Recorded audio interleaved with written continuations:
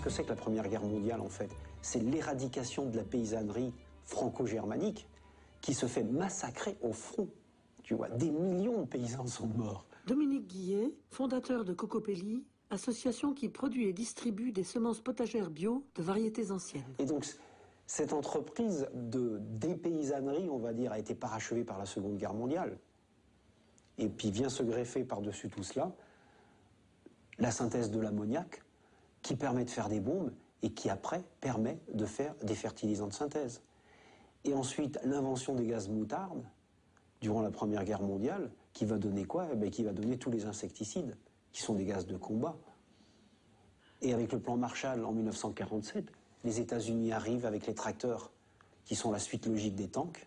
Donc en fait, l'agriculture occidentale, c'est une agriculture de guerre.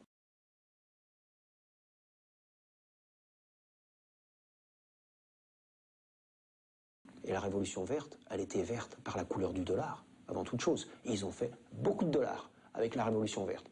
Mais les gens qui vivent dans le tiers-monde, pour eux c'était terrifiant, parce que la révolution verte, on a détruit les sols, on a détruit les eaux, on a détruit l'air.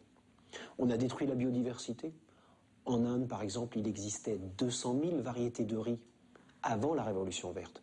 Et après 40 ans de révolution verte, il en reste 50, 5 fois 10, c'est tout. On a détruit le tissu social indien parce que l'agriculture indienne était une agriculture féminine. On en a fait une agriculture masculine avec des récoltes qui ont une valeur sur le plan régional, national ou international. Alors qu'avant, l'agriculture féminine indienne était avant tout là pour pourvoir, en fait, en nutrition, la famille.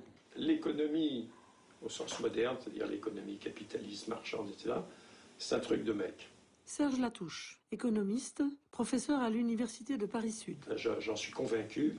J'ai pu le voir tant que dans toutes mes études économiques, etc. C'est pas tout à fait un hasard. Il n'y avait pas de femmes dans l'économie. Hein. Pas de femmes dans l'économie, pas de femmes dans les entreprises, pas de femmes d'un aspect.